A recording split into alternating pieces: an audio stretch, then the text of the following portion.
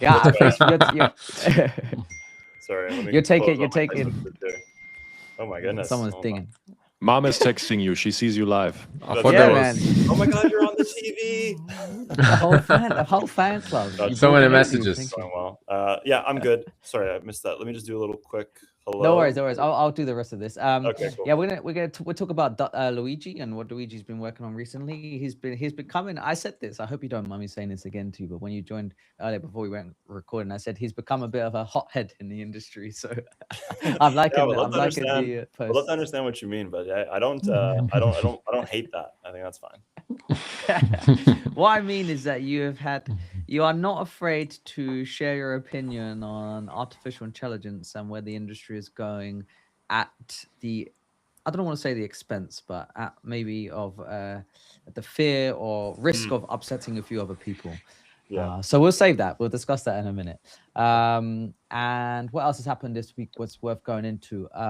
Autodesk invest 200 million on World Labs. UK construction activity is down. If we will get there, which I don't think there's been much positive news about the construction industry in the UK of late.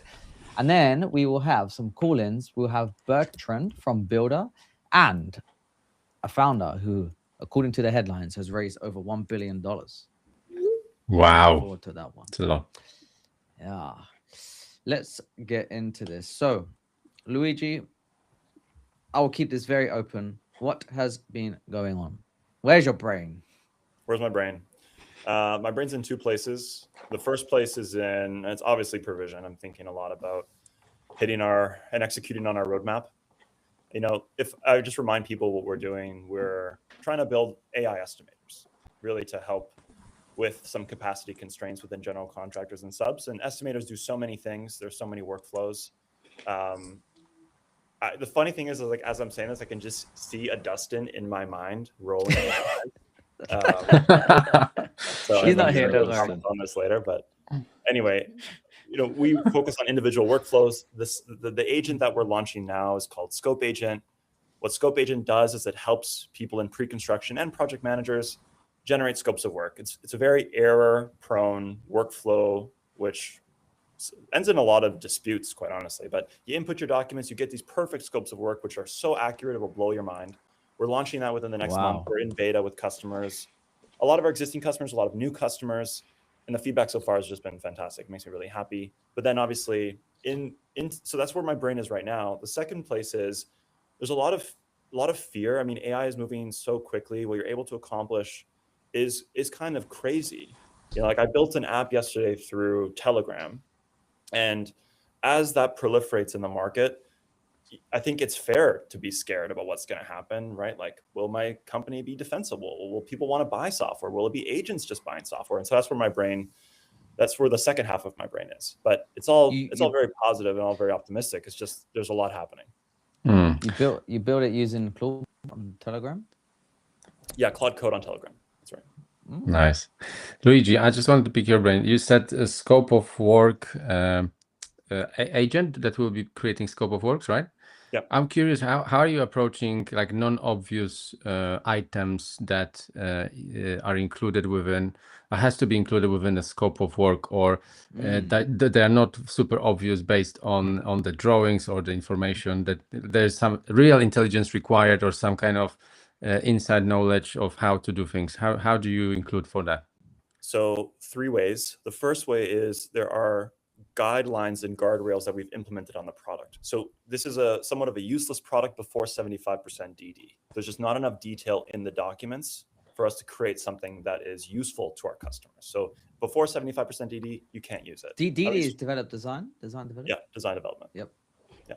So that's one way. The second way is there is actually a lot of discretion that an estimator has to use when they're deciding what is in scope and what is not in scope.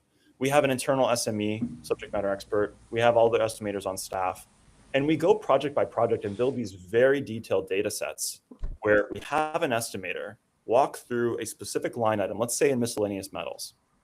We see what our output is, and if it differs, we have a conversation about why, and then we try and encode that knowledge into our agents. And when I talk about our agents, the agents are discipline specific and they're also drawing specific. So we'll have a plan agent, a a detail agent, we'll have a schedule agent. There's various of them.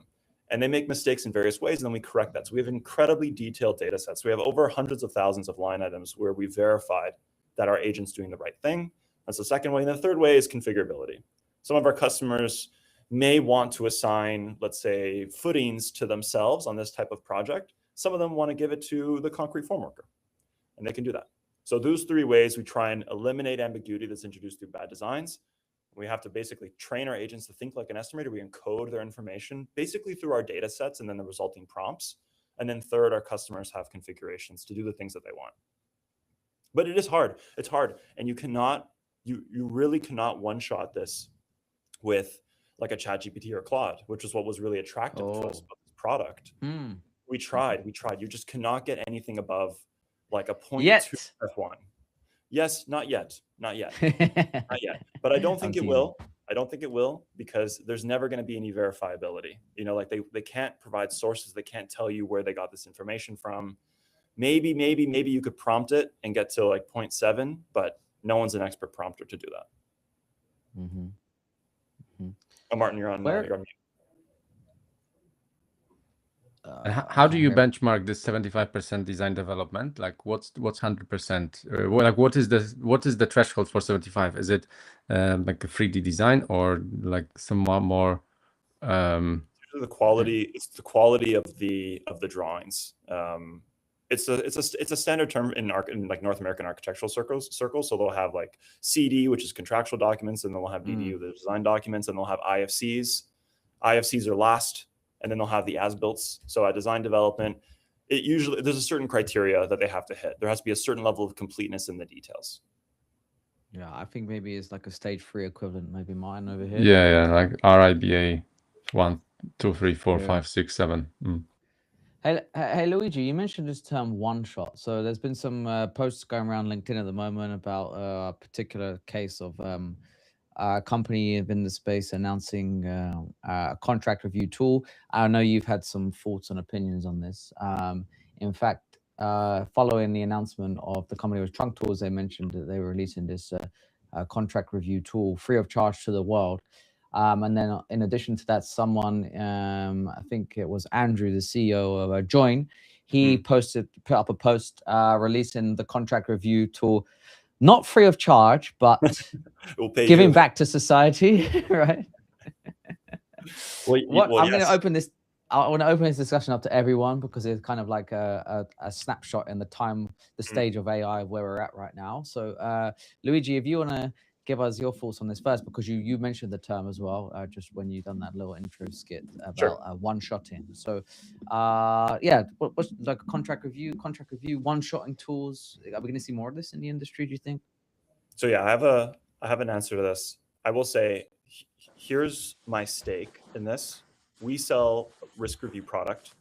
Risk review does do contract review, and it also does spec review, and it does some drawing review. Okay, so I have a stake in this game.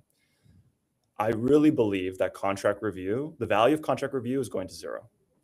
It is being commoditized as we speak. I think it's shown in evidence by the fact that Trunk Tools releases a free tool for contract review. You know, previously we were paying for this. People were paying for this. Now, I will say about the Trunk Tools tool, I haven't used it myself, but it is a lead generation form. Yes. More than it is a free tool. You know, you don't have access to the app. You're getting a report. There's no traceability to the documents that may be important for some people. So I wouldn't say it's like more of like a free tool per se, but it is definitely, it depends on your perspective. But contract review in general is trending to zero. If you talk to people who are in this space who use tools like ChatGPT, let's say Turner Construction. So Turner Construction, they were a customer of ours, the New York office. They churned and they went to OpenAI because OpenAI, you know, sold them a very expensive enterprise package. But they could create an agent that was able to do a job that was probably 80%, maybe 85% of what we could do. Good enough. Okay, good enough. And I was talking to Mike and Andrew from Join about this recently. The thing about contract review is basically all the context to review a contract is contained within that 50-page document. There's a lot of context on these models. Okay, maybe it's like 10% of what's available. So I could just lob a contract in and say, think really hard, find me all the issues. I'm a contractor. And it will do a good job. It will do a good job. It won't be perfect. You can't trace the sources perfectly, but it will do a good job. So that means for most people who only care about good enough, they're no longer going to buy your $100 a project widget. They just won't. So I think over time, contract review fades away in general. That will be there for specific use cases, like I'm an in-house lawyer and this is my job, and I need a certain process. It needs to be tied into this workflow. It needs to push into Salesforce. You will have a market there. But by and large, for most of the market where they don't have that, where they don't have an in-house counsel, I think it goes away. So question here, where is the contract being stored, and where is the action out of the review of the contract? Whatever action items arise from it, where are those being stored? So the document is probably stored in whatever file system you use, like Google Drive, maybe, or SharePoint. And then the actions are usually to redline. And so the redline is going to be either done in-app within ChatGPT or in Claude. And Claude Cowork, for example, has a plugin that will redline your document. We use it to redline our MSAs. It'll just create the document redlined, and then that can either live in a folder, either on Google Drive if it pushes to Google Drive, or on your desktop. And what about the obligations that arise? Let's say you sign a contract, right? And then you have duties, obligations out of it, which can be triggered in multiple ways, right? So some of them might be regularly triggered, basically as time passes, a quarter passes, etc. Some of them could be incident triggers, and so like weather, for example, etc., etc. So I find it just fascinating that these would have to be stored somewhere, and so far it's not the LLM. Yeah, what happens once you do get your comments back, right? You go, my contract's been reviewed, thank you. Even though it's like there's so much risk that I'd never sign this thing. Yeah, now the human has to decide if they want to implement those red lines, right? So if we're talking from, let's say, a general contractor, which is like usually what I think about, right? The GC will receive a document, let's say it's a negotiated deal. Well, I got the owner's paper, I don't like it, so I'm going to redline it. So, I mean, what they do in provision now is they have default positions, which will help them guide the red lines. That's a one-click, and that's context that wouldn't be available if I just drag and drop my document in the documents. And so that's useful now. Okay. Those other workflows are useful, but what I'm saying is the value of the contract review tool is being eroded. And it's both being eroded by vertical players, let's say like Trunk Tools, horizontal players, like it could be Palantir, it could be Spellbook, it could be Harvey. They're not in that space yet, but Legora, we went head to head with Legora on a construction deal. We won the deal for their pre-construction team, but they won the deal for the legal team. So horizontal there, and then models. Right. And now Claude is going into legal. And I would bet money that OpenAI is going to go into legal too. You know what they all have in common? Lots of words that you need to churn through vectors. Who would have thought that LLMs are really good at parsing probabilistic outcomes when a lot of words need to be analyzed? So does it mean they're also good at geometry? Not really. I don't think that. Yeah, I don't. Unless you can show geometry through words. Somehow. You mean like attaching letters to the side of a polygon? I love it. But yeah, I do think, anyway, so my perspective is I think it's good for the industry to have access to these tools. Like we are thinking as well as there should be a component that's free. Like I do agree with Sarah in that respect. Some of those components should be free, and we want to make them free because I don't know if people should pay that much money when, let's say, Claude Code can do a decent job and get you 80% of the way there or 70% of the way there. So the industry will respond in kind. But like my view in general is that if you're slinging contract review software, you're in trouble. I would subscribe to that. And most likely, it's not just going to be a contract review. It's going to be other specific point solution. I don't want to say the word point solution, but pain points perhaps that exist, which AI is solving, which where the out of the box LLMs will make them near to free as much as possible.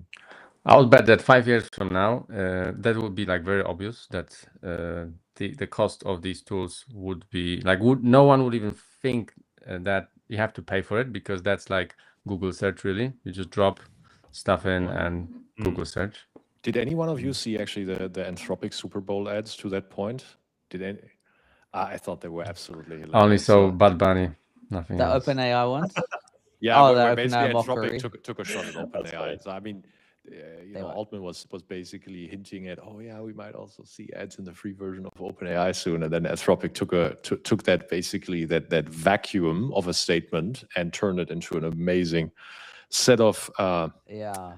of 4 ads or where 5 they ads, yeah. basically they basically role played, hey, what is this going to look like when you talk to your whatever, your mom or Yeah, your So that. psychiatrist. Yeah, so absolutely hilarious. And to your point, right, Martin, so if the value goes to zero, then you have to be the product, like in search, the you free know, user. did you also see, talking about things that happened in the news, there's the Indian AI summit happening right now, and there was a video of Sam Altman and I can't remember the Anthropic Amode. Dario. Sardar Amade. Yeah.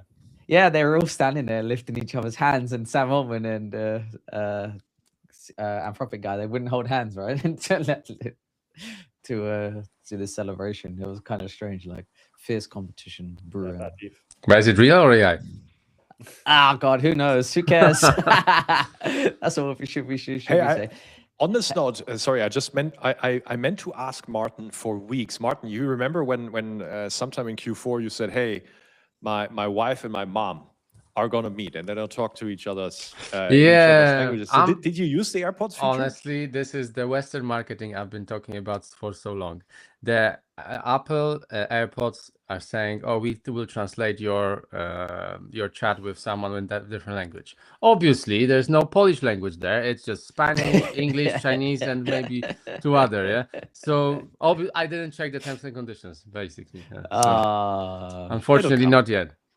Were the It will T's come. and C's in English? Ha ha ha! Yes. Hey Patrick, I'm dying. I think the world might be interested to hear your current sentiment towards AI, as you've always had a different. I don't think the world is dying to hear my sentiment. I am. I think you're hyperboling. No. I mean, look, we briefly discussed it in the pre-brief. I come to very different sentiments myself, depending on which side of the prism I look at it, right? So as a consumer, I'm incredibly excited. I have transformed a lot of my personal workflows, found efficiencies where previously, I mean, to this, I had the last time I had a executive assistant was 2018, and since then I haven't had one out of choice. Now I feel I have one again because actually it works. So previously with executive assistant, my problem was I could actually never get efficiency out of it because it was just way easier for me to do it myself because I'm such a workflow ninja and so organized, so structured, so good at prioritizing. It was always more tedious for me to actually outsource work. But now I feel like it's actually doing that. So as a consumer user, I'm super excited. As a citizen of society, I think it's a scourge. And I think we're going to see the worst before we are going to see the best. It will bring upon very unbearable and hard to grow with, let's say, changes. As an investor, I'm pretty neutral to it. I have to say, I'm definitely not a like unscrutinizable fanboy or anything. I'm also not a doomer. I evaluate it case by case. And then I don't know, as a observer of capital allocation, I find it funny. So there's depending on which side I look at it, I come to different feelings. Yeah. But how about you, Owen? I find it funny, Patrick. I find it funny because I find it funny because this is literally in many ways not following an evaluation of specific assets or specific opportunities. It is more of a my incentives are to deploy kind of a game. So I find it funny from a macro capital allocation perspective. I mean, like I'm person like with my blinkers on and thinking about my day-to-day, very excited and bullish on it. I have seen some things of late which are a little bit more concerning, in particular about some of the narrative that's been coming out as it relates to Anthropic and their safety chief quitting.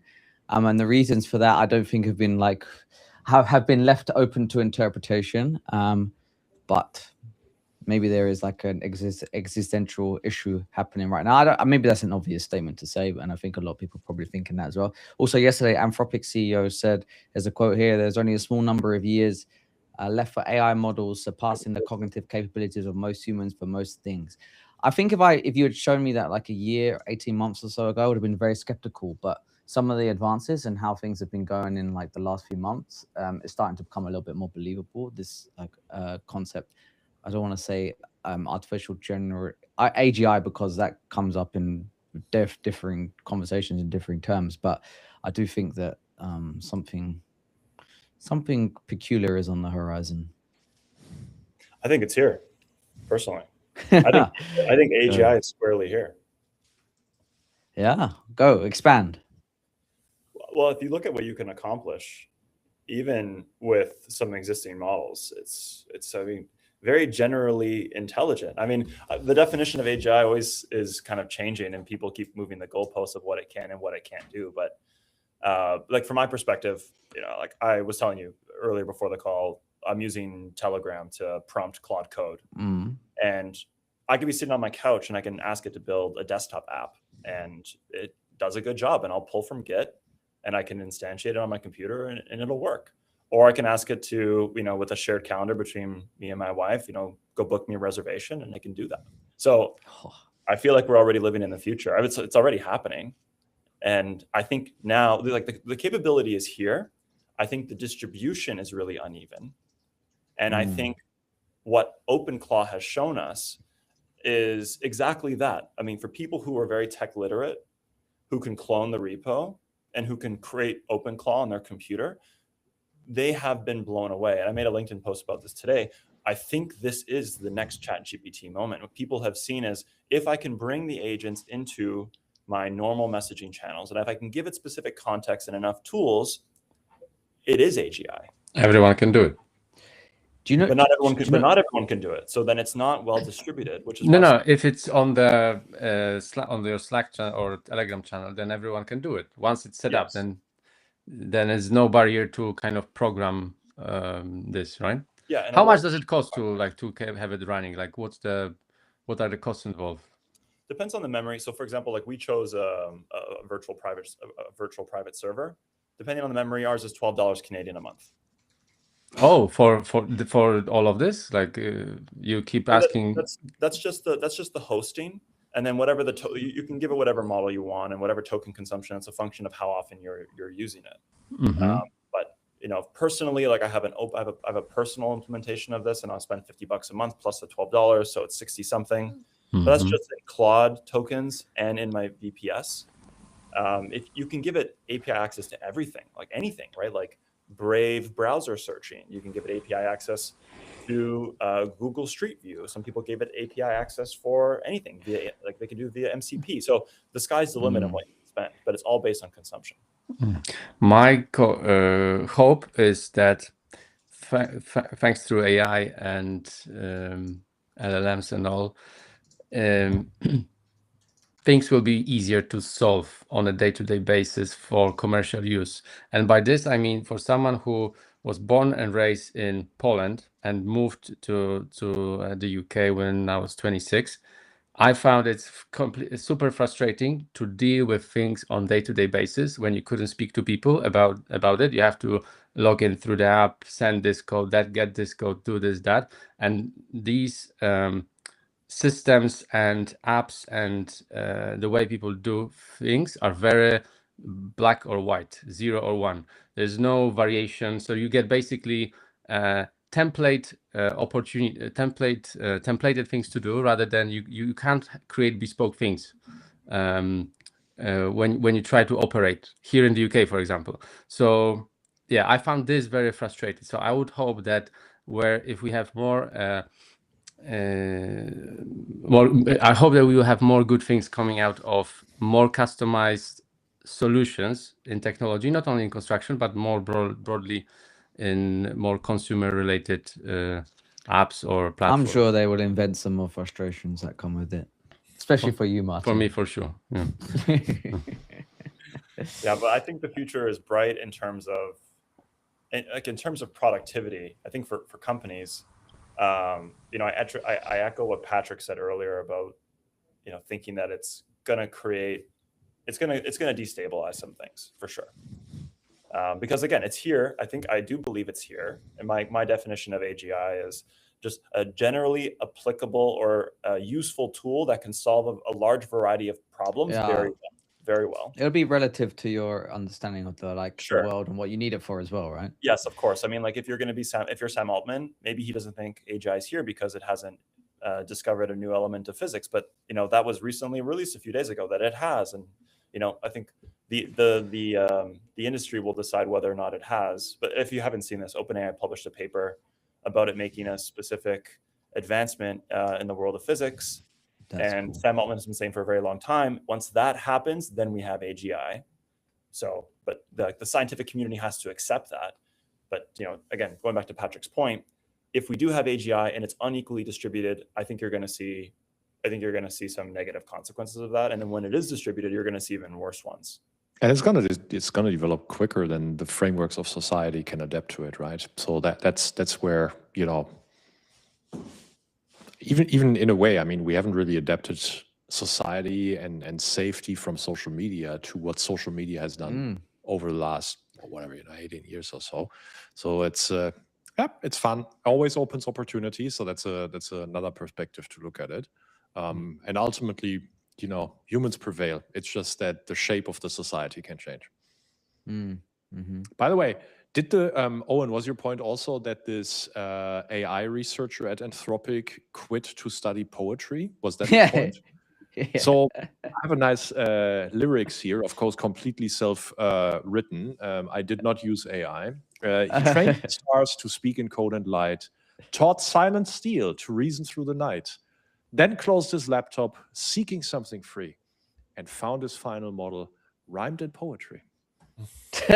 Nice. Nice. How would that sound in German? A little bit harsher. Very good. It was Very a good. very cryptic goodbye.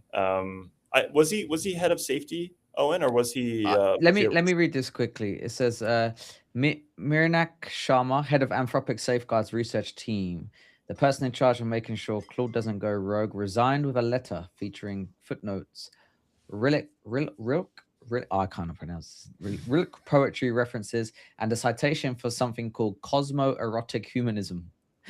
He warned that the world is in peril and announced his plan to move to the UK, becoming invisible for a period and study poetry. His final project at Anthropic was studying how AI assistants could make us less human.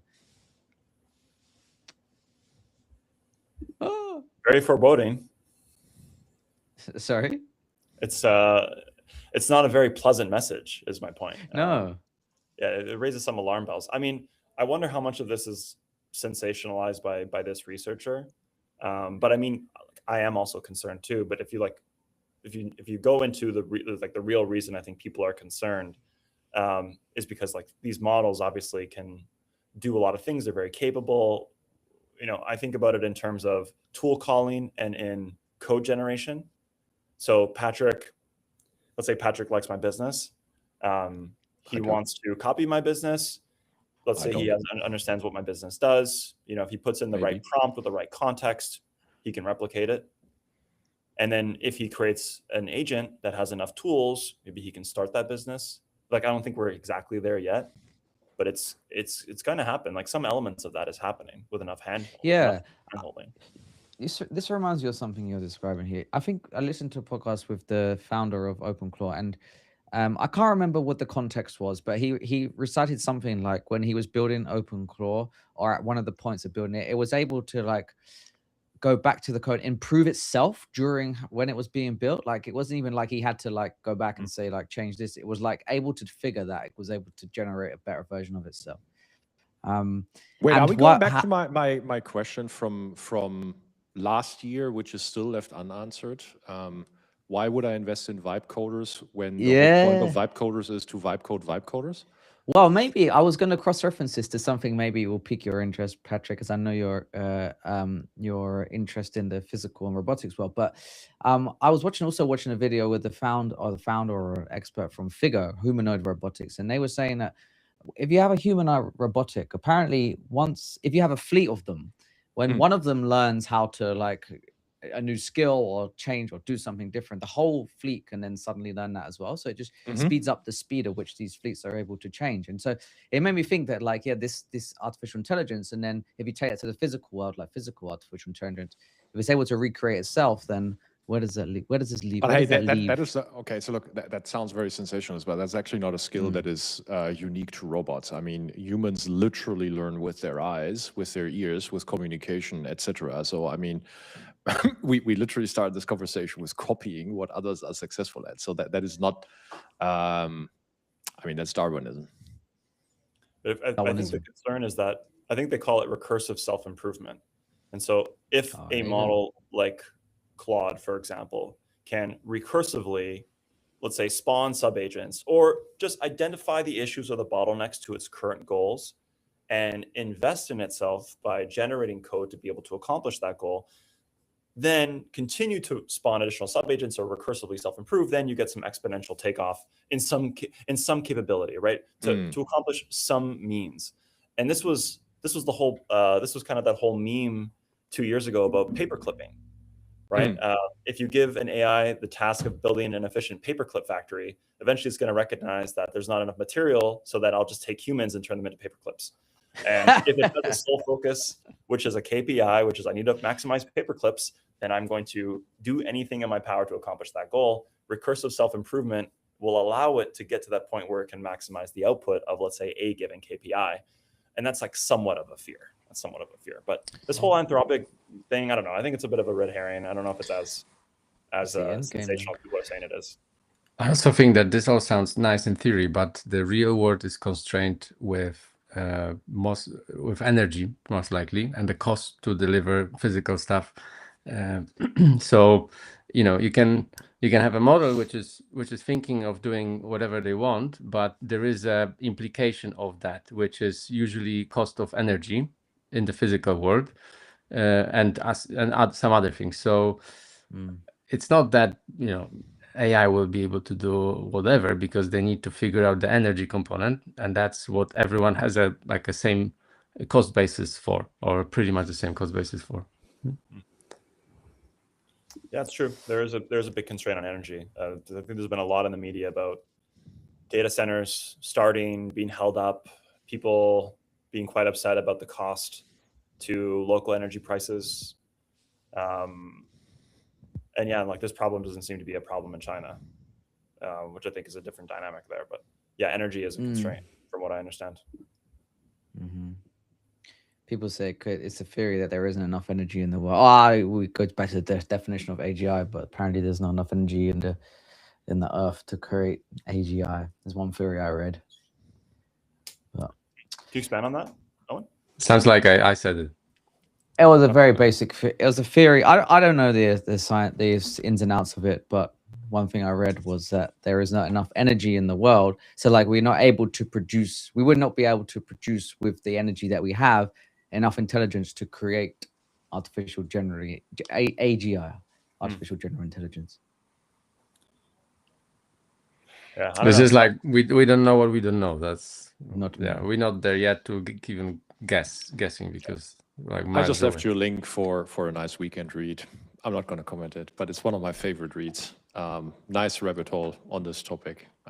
Posted in the public chat for everyone to see. It's an amazing thought experiment. German clubbing scene in Berlin. That's interesting. Shall we let Bertrand in and talk about Builder? Okay. Hey, Bertrand. I think he's here. Hi, Ewan. How's it going, man? You good? Hey, Bertrand. We can hear you. Hi, yes. everyone. Yeah. Awesome. How you are in? Whereabouts are you based? Quebec. Montreal. Yeah, exactly. Right. Same place as Luigi. Well, same country. Kind of. Same country. Hey, Bertrand, how are you? Hi, I'm doing good, Luigi. Where are you exactly, Luigi? We're in Toronto. Okay, Toronto. Okay, Bertrand. Well, congrats, you guys raised Since Sorry. the British lost the War of Independence, they don't really care where your cities are anymore. So, That's a good Wow. one. Okay. So Fielder just raised, Bertrand, you just raised $3.2 million seed round. So tell us a little bit more about Builder and understand your targets in the SMB world or the construction industry. Sure. I mean, I'll tell you a bit about the story, the full story, not like the pink colored story. So we started like 6 years ago. The first version of the business was a home renovation marketplace. So we wanted to go a little bit further and, like the marketplace, the lead gen marketplaces like NG and the others. So we decided to get involved in a transaction. All right. So be like a full home managed home renovation marketplace, because we really thought that it would be easier to get the attention of GCs. And in the process of building this managed marketplace, we had to build software for GCs and software for homeowners to have just much better renovation experience. And so we scaled it pretty well. We're doing like at peak 40 million in GMV. We were like serving 3 cities: Montreal, Toronto, and Chicago.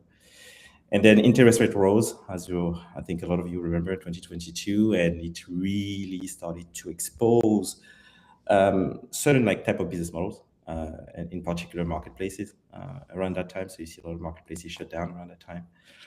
Really ask us some question. And at the time, in parallel, we had another dynamic that GCs really loved the features that we were building for them. And they asked us at the time, like, hey, can you just open and let us use your features for our customers? So that was the third kind of like insight. So we made the hard decision in summer 2023 to change direction completely. So I went through all of things that you can imagine, mass like huge layoff, and I kept like 10 employees core, and we decided to go into a new direction. It would be like a full-on vertical SaaS. So full-on operating system for GC, so the entire back office, financial infrastructure, and more. So it took us like, I would say, solid like year to shut down the marketplace because we wanted to serve customers and rebuild the product. So the new product itself is not even 2 years old, I would say. It's like probably like 2 years old, I would say. So full-on vertical SaaS, as you can imagine, modern. So yeah, so that's what we do. What we, like, just to be very clear, who we serve are just GCs, SMB GCs. So you can think residential GCs, commercial GCs, and custom home builders. And yeah, so the opportunity we've seen in the market was, I mean, you're all like construction tech expert here. So what we've seen was that the trades layer is really well served, like plumber, electrician, etc., like Service Titan, Household Pro, Jobber. Then you have the middle layer, the SMB GCs, that we thought, but it's just all solutions, right? So I'm not going to name the solutions. You know them. They're very old. And we said, okay, cool. We're going to build a modern version of what it should be in 2026. Because we just don't believe that the millennials and the Gen Z and the next generation are going to use those old solutions. So let's just build a modern version. And then you have the enterprise GC layer with the Procore, the Autodesk, and all of that. So really in the middle, serving the SME GCs, if that's clear. Hey Bertrand, are you competing with like I know you're obviously targeting a different segment of the market, but presumably a number of the customers that you speak to use a tool like Procore and Autodesk. So what's the why would they choose you over someone like that in that scenario where like maybe they are already using? The speech is simple. They come to us. We have, so just to be very clear, at the middle, so I explained the 3 layers, like, right, the trades, the SMB GC, the enterprise GCs. At the fringe versions, at the limit, you have some GCs who are big enough. We have like over 50 employees. We were not satisfied with the solutions that are on the market. There are maybe Excel and all of those and other solutions, they're too old. And then there is Procore. And they look at it, they're like, okay, we need it. But man, this thing is not intuitive. Too expensive. First, it's like expensive, and 2, it's not intuitive. So they come to us now, even those we don't advertise to them because we really serve the SME GCs, but the more feature we build, the more they're like, oh my God, you guys are like right on the money. That's exactly what we're looking for. So it's really the main reason. It's like they're looking for a very intuitive solution. And yeah, that's my name. Hey, Bertrand, I'm right now on your pricing page, so I can see somewhere, I can get started for 2,500 a month, and then can go all the way up to 6, 7. You mean 200 a month, 200 a month? Yeah, exactly. And then per year, what I was saying month. So yeah, 2,500 1,000. You said per year. 1,000. Yeah, per year, and then all the way up to 6,000 to 7,000 per year. So these are your ACVs. How have you cracked your distribution motion at these ACVs? Like, so maybe not the secret, but how are you going? I went to the contrary of what investors would tell you. Outbound sales, it works fantastic. Okay, so when I showed that to initially, like when we pivoted, initially investors were like, you got to go to a project-led motion, like those and I'm a consultant by background. I talk that like spreadsheet VCs just talk about project-led like motion. No, it was brute force, outbound sales, and then you have to put in place the right operations, the right automations. You have to have a great team. We have an amazing team, honestly, and to have the tactics to actually make it work. If you look at our numbers, they're just great. Outbound sales work really well. You just know what to get. You just know what you have to do, and then the next strategy, and that's very important, Patrick, it's you've seen the different production options. When you start at the beginning, you have to have some kind of like guts and tell you about like how you structure your pricing strategy. And then after that, it's all about like just build more product. The more product you build, the more you can now refine your offering, the more you can raise prices or create like just more bundles. So yeah, but we're still in the process of perfecting. We're launching a ton of new product in the coming weeks, so it's going to lead to a new thinking into our pricing strategy. But it's standard steps of building a vertical SaaS. I think like you've seen that like across all of the big vertical SaaS, right? They went to that journey of like thinking about evolving their pricing strategy as they went on. Your space is not easy to distribute, and you'll certainly be the first to have made that experience. So congrats that it works very well for you. And secondly, what I like about the space on the other side though is, I would bet, and I'm invested in a similar business like yours actually in Europe. I would actually bet that this is one of the SaaS that will be the least disrupted by AI and AI agents. It will be extremely sticky just because a person that runs their own business, is out in the field, etc. Even if you give them better tooling every month, they're not going to switch every month. So without saying more, you said everything. Yeah, I confirm. Hey, Bertrand. Oh yeah, go on, Luigi. So I remember when you were scaling to Chicago last time we spoke. Yeah, that's true. Semyon at One Way. Obviously pivoting, it's a big deal. I feel like I congratulate you for making that move because it can be obviously very hard. Appreciate it. In this model where you're outbound based, obviously getting the decision maker on the phone, the right person on the phone, can be hard, and there's probably multiple touches. What is that urgent hook that you use? If it is secret sauce that you're comfortable sharing, like what is the workflow or the specific wedge that you use to say, hey, we need to get this thing going now? Because this is like a system of record. This is a big lift, and there's probably a lot for them to do. Is there a specific pain point that you're targeting to say, okay, let's increase sales velocity this way? Here's the stat, and I'm surprised I haven't seen it more somewhere. 75% are still on Excel. 75% of SMBGCs. Okay, even today, 2026. Like I'm seeing the stats like every day, right? They're like, okay, they see ChatGPT, they see all those AI tools, and they're like, hey, how can I estimate faster? But the thing is, so when you can start with a pain point of saying something, because effectively you call, and then usually there's like at least two decision maker, right? It will be the GC and his spouse, or the GC and the business partner.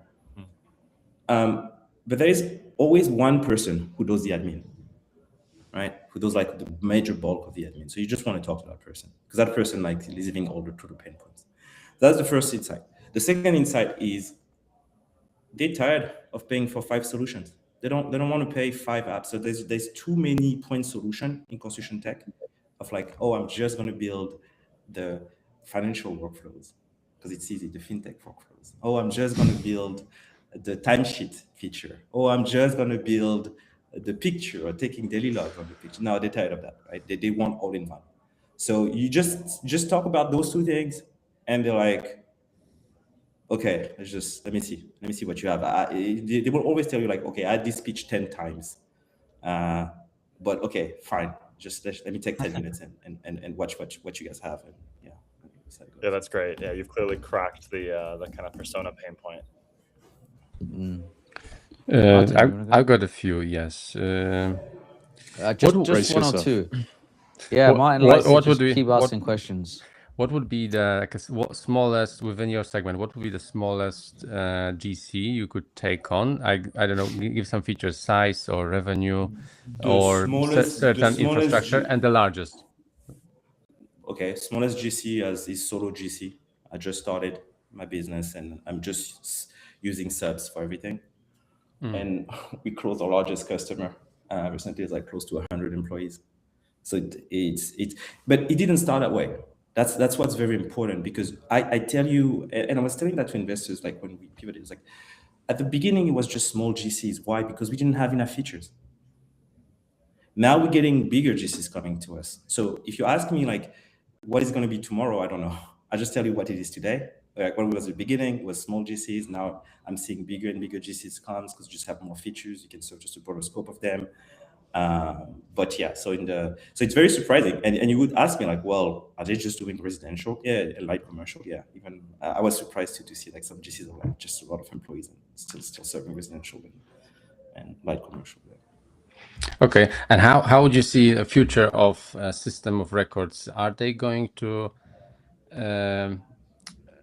will we see on a job post that I'm looking for an assistant who will be dealing with my builder platform, or like are the system of records going to be more intuitive, less annoying maybe, or more smooth, so that they wouldn't require that much admin? Like what are your thoughts here? Hey Martin, sorry, before Bertrand answered, did Dustin ask you to ask this question?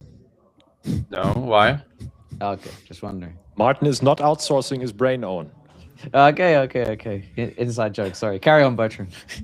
No, it's all good. So yeah, Martin, that's a great question. The way I think about it, like Martin's like, it's like the world of conscious software.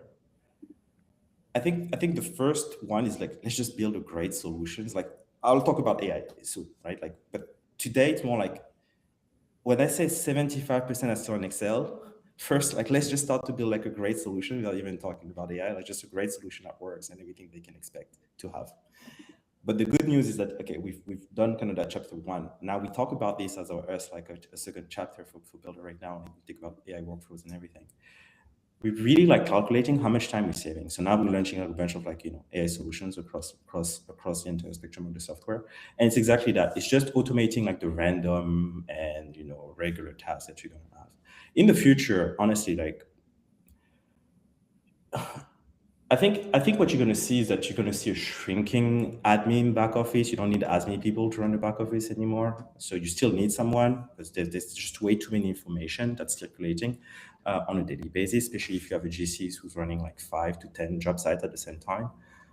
They need someone, that's still in the back office. Like even if most of the redundant recurring tasks on expenses, POs and scheduling and all that are still there. You still need someone who has kind of an oversight, but you probably won't need as many people as today you'd need for a scaling company. And I think what I hope to see, and it's also something that we're looking into, what is the failure rate of the GCs that are using our software? I think on the long run, I want to see that. I hope that we can help increase the success rate of construction companies, because basically, like, there is the messy middle. I don't know if you guys know that, but you know that you're also construction. Like, it's like you're a GC, you start, you have 2-3 employees. It's very hard to go from 2-3 to 10. And I think a lot of companies fail here, or go at least in North America, and go bankrupt into that journey. And I think that the insight is that they didn't have the right processes to track the profitability effectively on this. And if you can provide a software solution that allows them to do that. And the reason they don't track their profitability is that they don't make enough money to be able to pay for an admin full time to do that well. So like Messi Middle makes like you work 10, 11 hours a day on the job site, you're tired in the evening, you're not very tight on your financials and your income. So hopefully our software allows to unlock more of that time and allow GC to just be a lot more efficient and therefore. So that's basically what I'm thinking so far. I don't know. Let's see what happens 10 years. But I tend to think in like steps this way, and then we'll see what happens if I'm right or not. Very cool. Hey, Bertrand, we have to end that there because we got someone else coming in. But thank you for joining us, man. Good luck. Thank you. Good luck, Bertrand. Bye bye. Bye. Bye. See you. Okay, next up we have Jodok. Hey. Hey, Jodok. Hi, everyone. Hey, Jodok, what's up? Hey, Hi, Jadok. Okay, how are you?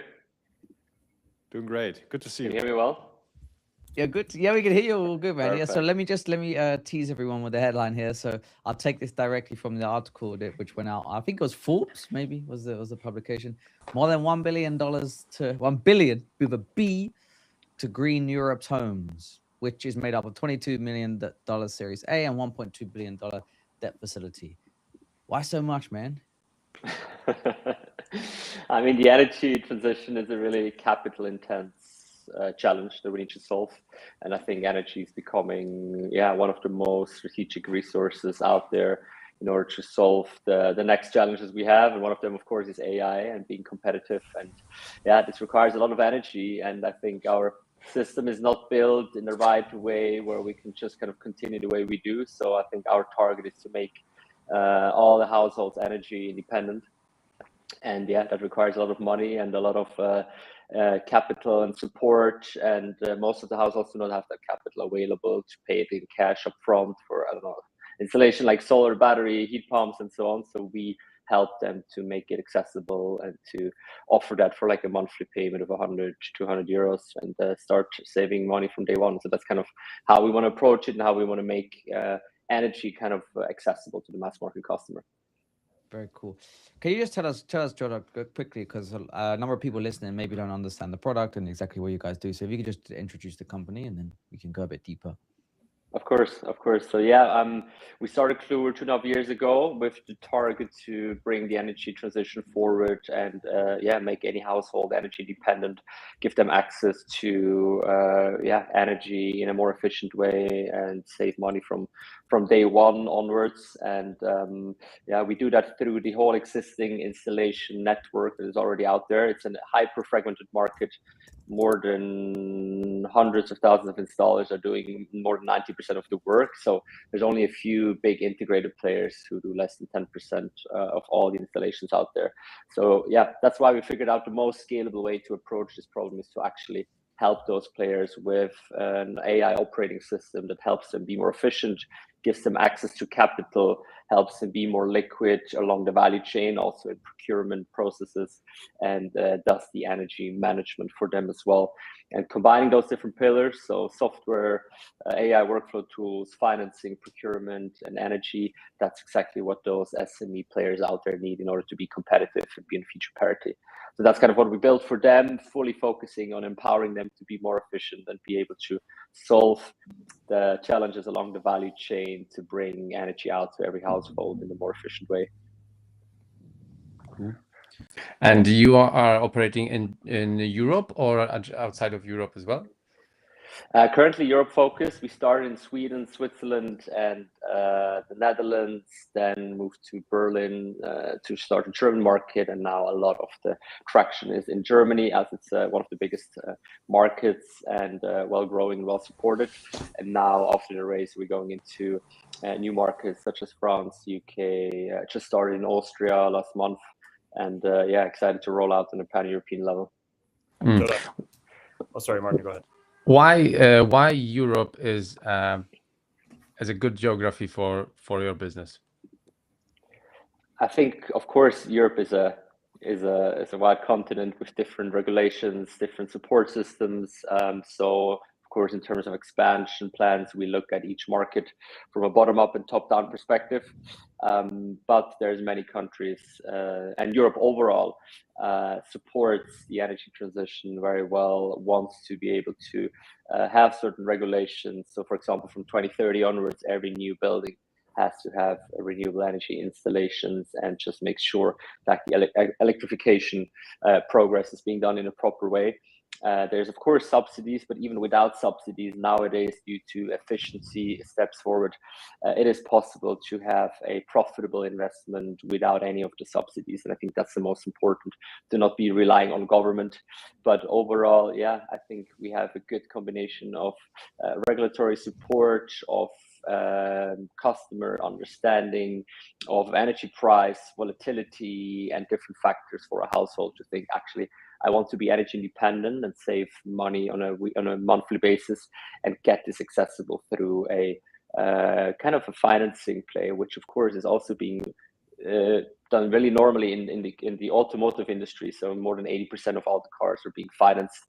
So why would the mass market customer out there pay all those energy installations cash up front? It doesn't really make sense. So making it accessible is really the key to bring this out into the mass market customer. And yeah, so energy in Europe is a topic which is widely discussed and being appreciated as one of the important ones. And I think now also in the US and all the other markets, it has become one of the main topics out there, not only to become more green and sustainable, but actually to be competitive over the long run. And I think this is what most of the people now understand. Luigi, you go.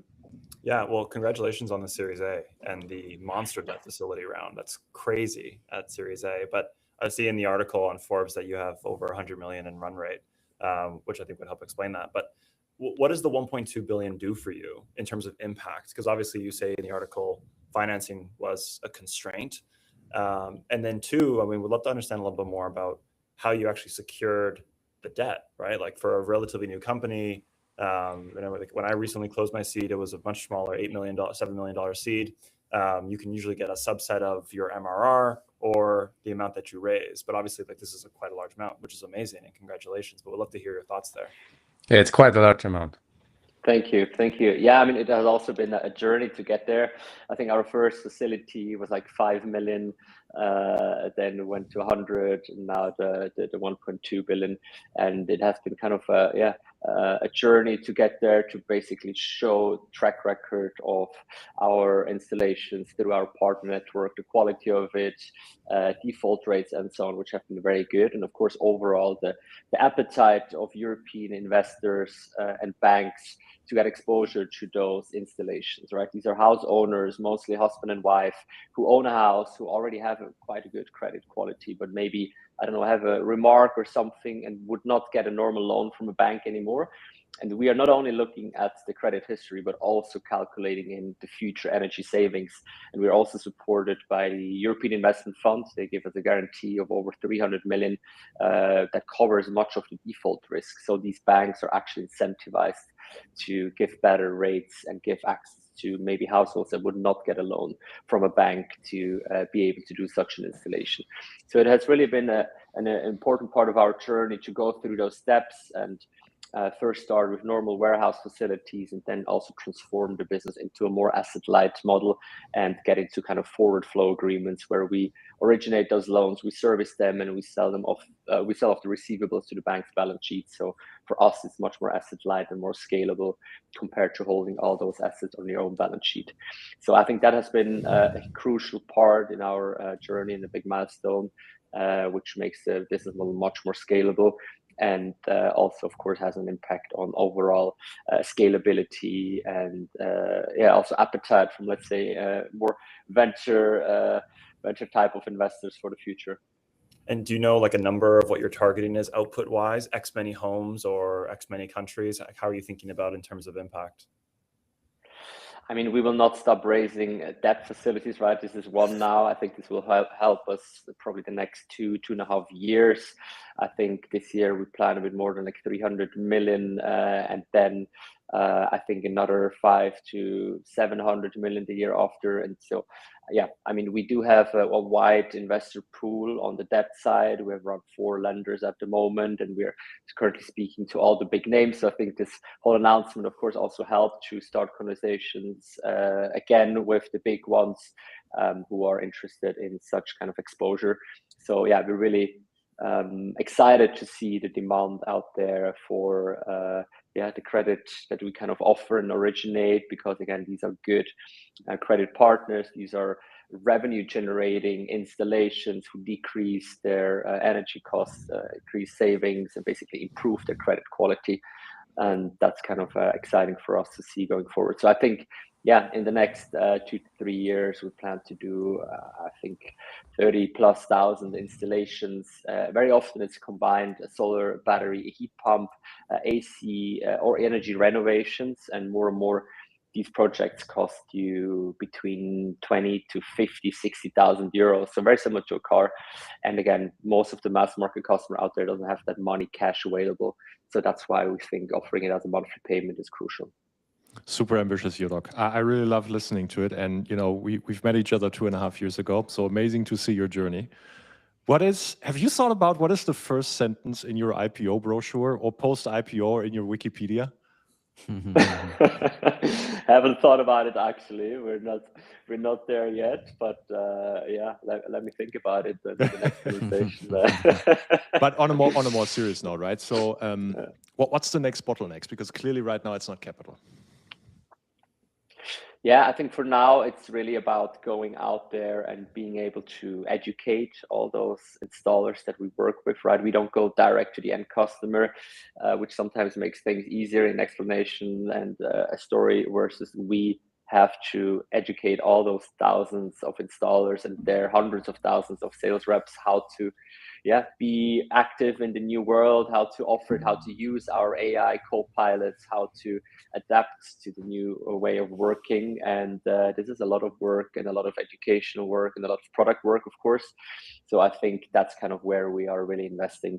So really into the AI features of our product and into making all that knowledge kind of accessible to every single partner of ours in a scalable way.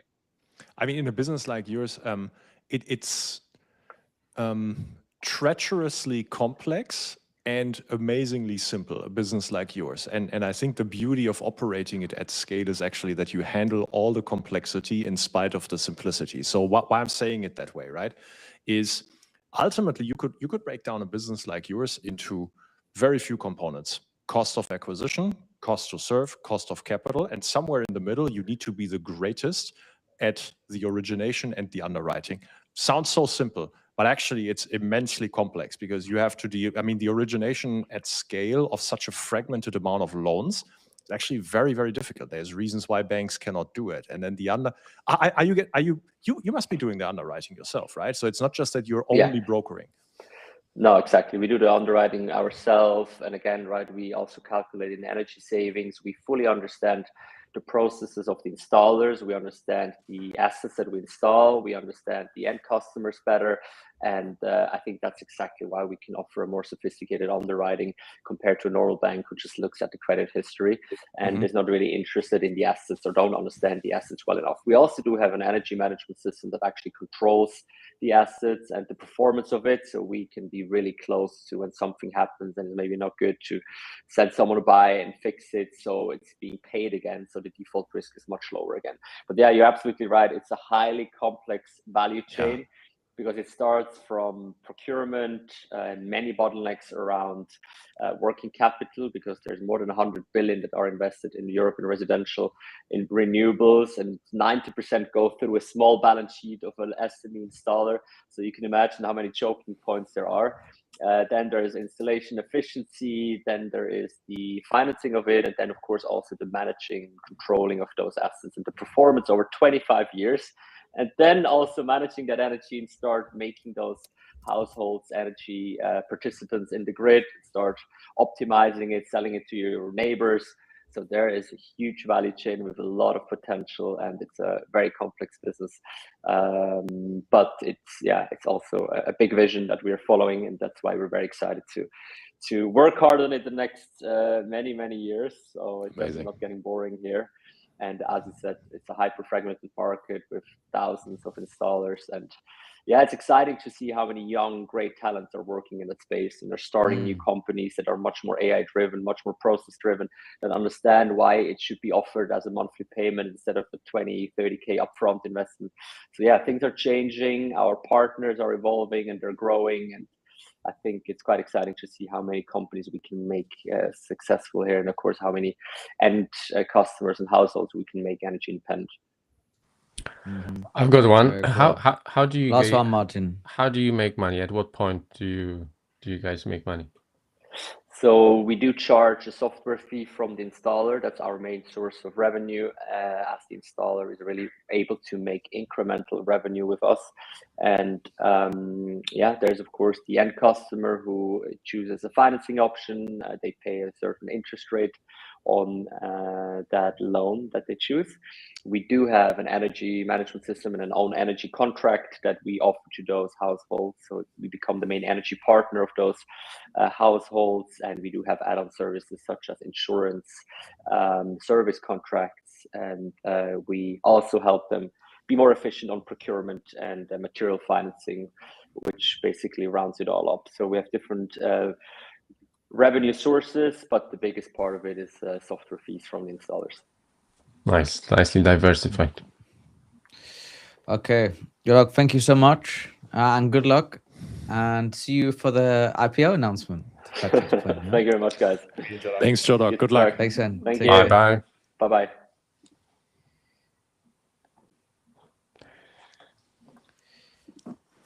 Yeah, that one I think is the biggest Complexity ever. Yeah, and financial kind of Engineering. facilitation we've had on Bricks and Bytes. Mm. Okay, look, guys, I think we need to wrap up. We didn't get into the news of Autodesk dropping $200 million on Wild Labs, but obviously that news is kind of. Let's hear Dustin's rant next week on that one. Okay, Yeah, I wanted to so- rant on the UK economy a little bit, but that's okay. Yeah. Come yeah, on, yeah. that is just an evergreen. You can do that every week. Can I just leave everyone with something positive, which maybe is the sentiment of the conversation we had today? Okay, so it's the middle of February. This will be quick. Middle of February here. It's that time of year where we're all a little bit like fed up of winter, and it's hard Cool. to rile up the energy for your working day. And on Monday, I had a conversation with a particular person. They're an executive. They work for a general contractor, a few $1 billion revenue each year. So I was feeling a little bit like low on energy before this call, and then we had a great chat, and he really riled me up about the industry. He said it's the most the biggest time in his career where he has felt the need to like invest and look and try and implement technology throughout like their entire organization. And he said if you're an executive not listening or paying attention, like it's curtains for you. And this is the quote and the analogy that he gave to me, which I'll leave with everyone on a good note. It says, it was a surfing analogy. It says, the technological swell is here. Most leaders are just swimming, enjoying the sun, making money, business as usual. A few are paddling hard towards the swell. It feels like a lot of effort with no results. But when the wave breaks, the ones paddling will separate from everyone else at a pace no one else can catch. But I'll just say that someone has to serve the surfers. Serving I was market trying to is be- the next $1 billion startup. What if the swirl is a maelstrom? Oh, okay, guys. That's a good point. What if it's a tsunami? Nobody makes it out. All right, Luigi. Amazing. Great hosting. Thank you for Anytime having me. you want, man. Good seeing you you come. all. Thanks, Owen, Martin, Patrick. good Thanks, seeing you all. guys.